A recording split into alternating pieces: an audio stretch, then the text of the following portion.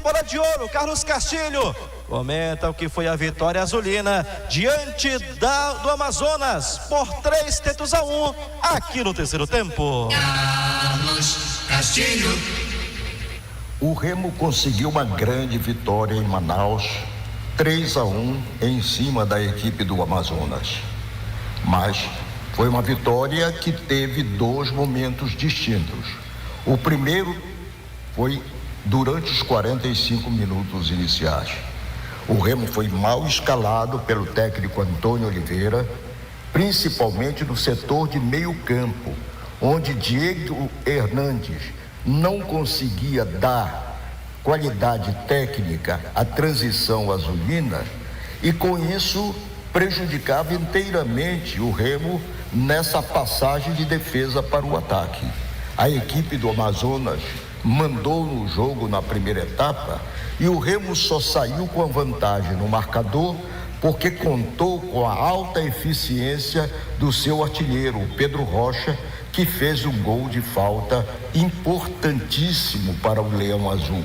Até porque naquela altura da competição, 24 minutos do primeiro tempo, o patrão da bola era a equipe do Amazonas, que alugava o meio-campo, que empurrava o Remo para o seu campo defensivo, não dando a menor condição. Além dessa figura inexpressiva do Diego Hernandes dentro de campo, o Remo ainda contava com o Eduardo Melo, que não conseguia se desvencilhar da marcação da defesa do Amazonas e nem criar oportunidades para finalização. Evidentemente que poderia ter a desculpa, afinal de contas, a presença do Diego Hernandes era para criar as condições, fazer uma transição rápida e dar condições para o Remo chegar com autoridade para marcar gols em cima da defesa do Amazonas. No entanto, veio o segundo tempo, veio a mudança tão esperada. O técnico tirou o Jaderson, que estava contundido, entrou o Pavani, que arrumou o meio-campo e colocou o jogador Denis,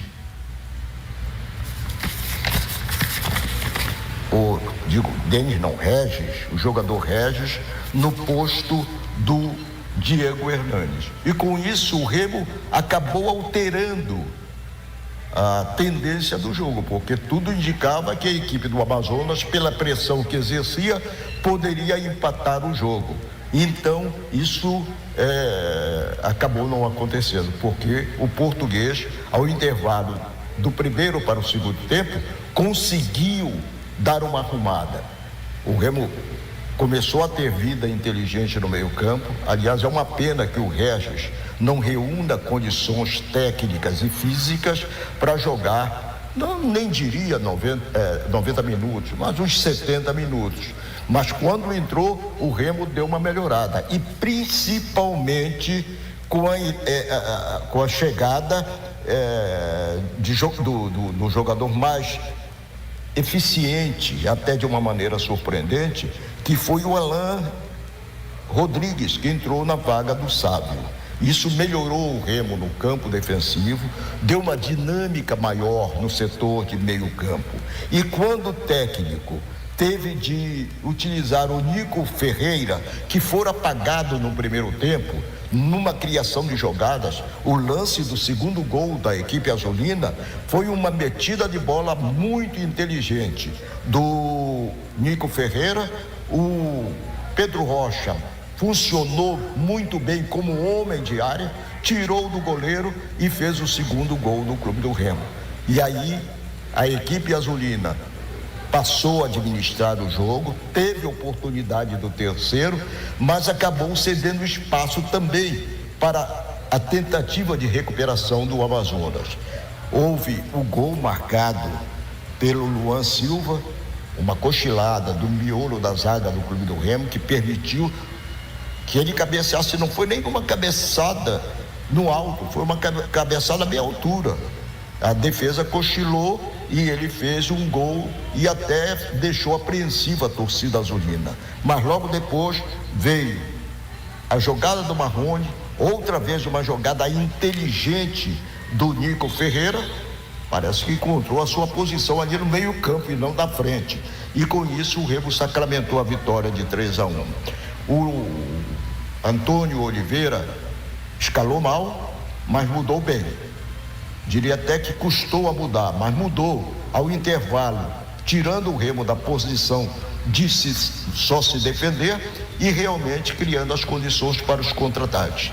Uma grande vitória, 3-1, expressiva. O Remo encosta novamente no G4 e ganha fôlego nesse campeonato brasileiro. Aí então, Carlos Castilho, que segue aqui conosco, dentro do terceiro tempo, em nome de Globo Esporte Magazine, também no oferecimento de Tintas Arcron, Laboratório Amaral Verão, ele que contou os 90 minutos de Clube do Remo 3-1 diante da equipe do Amazonas, também participou aqui conosco, dentro do terceiro tempo. Fala aí, Guerra. Olha, Magno, realmente foi uma vitória importantíssima para o Remo, porque a construção do jogo no início, o Castilho até fez uma análise detalhada, ela foi preocupante. O Remo com pouco alicerce, já que a gente falou em construção, né? O Amazonas pressionando e tudo mais. Mas ainda assim, mesmo com a pressão do Amazonas, também é justo que a gente diga que o Amazonas não teve bola para definir, né? E aí houve a falta e a cobrança perfeita do Pedro Rocha, abrindo o marcador. A partir do primeiro gol do Remo, o Remo, mesmo cedendo o campo para o Amazonas era movido pela ansiedade, né? Acabou que no segundo tempo o Remo fez o segundo, o gol, né, o outro do Pedro Rocha, bela metida do Nico para ele, o gol do Luan Silva, de certa forma, criou uma apreensão, mas aí, num contra-ataque espetacular, Marrone para o Nico, Nico para o Marrone com categoria, tirou do goleiro para fazer 3-1. Então, a vitória do Clube do Remo, ela resgata, né, toda a apreensão, a pressão mesmo, né, não é nem a apreensão, a pressão que o Remo viveu ao longo desta semana, com a história de sai treinador, não sai treinador, sai Antônio Oliveira, não sai Antônio Oliveira, enfim.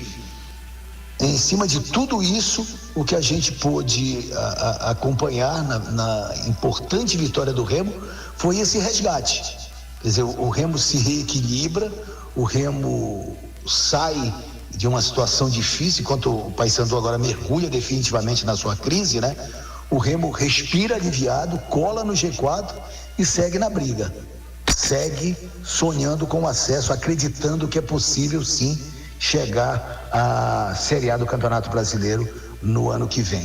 E no começo, né, antes do jogo, a gente avaliou aí o Eduardo Melo como titular. Depois a gente soube que o Marrone realmente não estava inteiro, né? Então o Eduardo Melo começou, depois entrou o João Pedro, Remo com algumas dificuldades de criação, isso é verdade, né? Mas o que é que vai se falar de uma vitória de 3-1 sobre o Amazonas?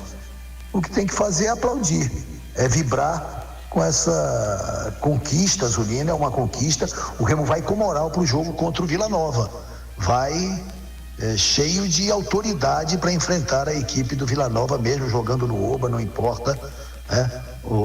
Sem o Caio Vinícius, né? É bom lembrar isso, o Remo não terá o Caio Vinícius, que levou o terceiro amarelo. Mas o Remo está pronto, Magno, o que eu posso te dizer é isso. E só para fechar minha participação, confirmando renda e público, né, no estádio Carlos Amite, nesta vitória do Remo sobre o Amazonas por 3-1, a renda R$ 80.370 para 2.310 pagantes, não pagantes 3.025, público total 5.335 espectadores que viram a vitória do Clube do Remo sobre o Amazonas por 3-1. Um abraço, boa noite, Magno. Valeu, Guerra, tá indo, inclusive até com a divulgação. Carlos Castilho fala agora também com relação à virada de chave que pode acontecer, né?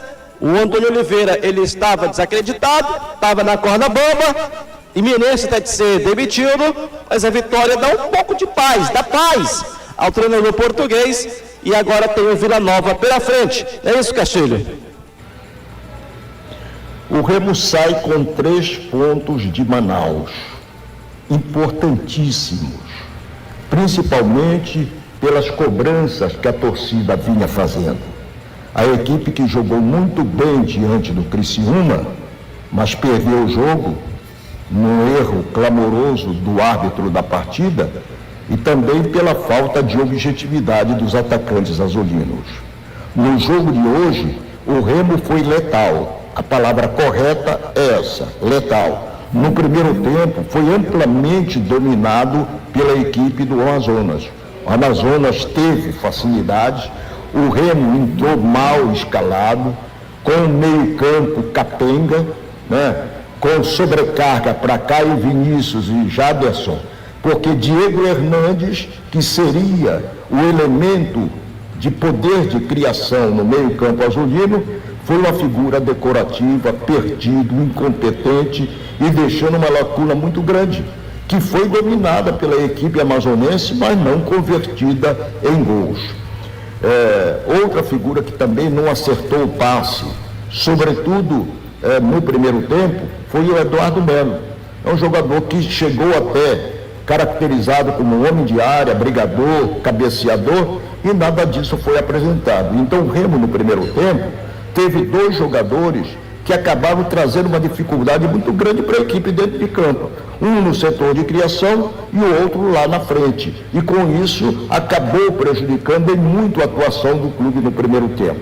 Quando acabaram os primeiros 45 minutos, a torcida ficou até aliviada, porque na realidade só a letalidade deu chance para o Remo terminar o primeiro tempo na vantagem com 1-0. E também pela eficiência do Pedro Rocha, que bateu a falta bem. Aliás, nessa falta, o Eduardo Melo fez a única coisa útil pela equipe azulina enquanto esteve em campo, o que acabou também iludindo um pouco na passagem da bola na cobrança do Pedro Rocha. Ao intervalo do primeiro para o segundo tempo vieram as mudanças que foram fundamentais, capitais para a equipe azulina. A entrada do Regis, a entrada do Pavani, arrumou o Remo com essas duas alterações no seu setor de meio campo, que passou a ter a vida inteligente, a fazer uma transição melhor, a aproveitar mais a sua peça ofensiva, porque no primeiro tempo a bola não chegava no Pedro Rocha, não chegava também no Nico Ferreira. E engraçado, antes do lançamento sensacional para o segundo gol azulino, que partiu do Nico Ferreira, esse atacante, ele vinha jogando muito avançado, perdeu a grande chance de fazer o segundo gol azulino, chutou mal depois de estar livre pelo lado direito, quando poderia ter feito o segundo gol do Leão Azul. Não fez, mas logo depois fez um lançamento genial para o Pedro Rocha, que saiu bem, tirou do goleiro e fez o segundo gol azulino. E aí o Remo passou a administrar o jogo de uma maneira inteligente.